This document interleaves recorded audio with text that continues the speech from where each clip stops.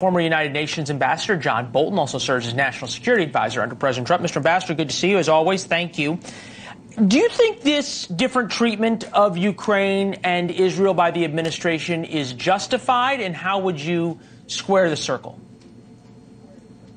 No, I don't think so. Look, in Ukraine first, the Russians were the ones who committed aggression at a high cost in human life. They've succeeded in doubling the territory of Ukraine they now control. This is not the time to have a ceasefire, which would simply give Russia a de facto new border. That's, I think, what Putin's interested in. So I think it's perfectly legitimate there to say no ceasefire.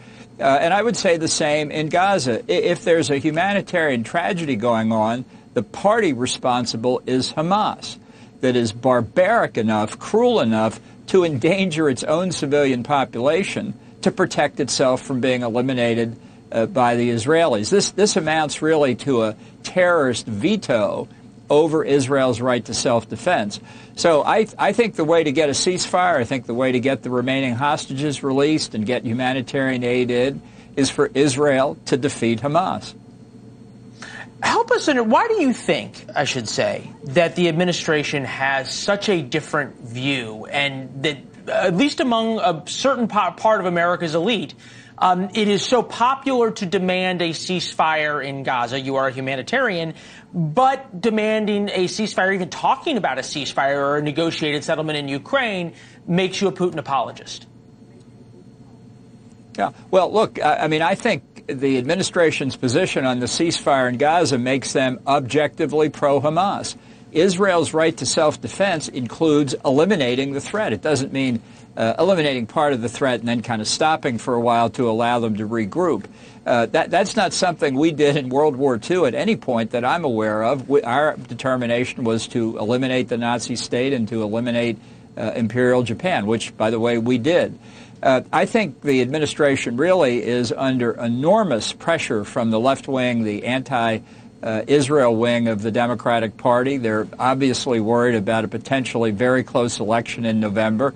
And I think they've gone completely schizophrenic. And that's what this UN ceasefire resolution is about. It's a betrayal, really, of our closest ally without evidence of Israeli commission of war crimes. There's a lot of hot air out there, but the administration even now is engaged in a study. I have been told, for what it's worth, that our embassy in Jerusalem cabled back to Washington that their review, at least, of what Israel's doing has not amounted to any illegal acts by Israel. Now, we'll see if others disagree, but I think this is a panic move by the Biden White House. Fair enough. And look, in any time you have a lack of moral clarity, right, you don't get either side, because you can't make people in this kind of situation on either side happy.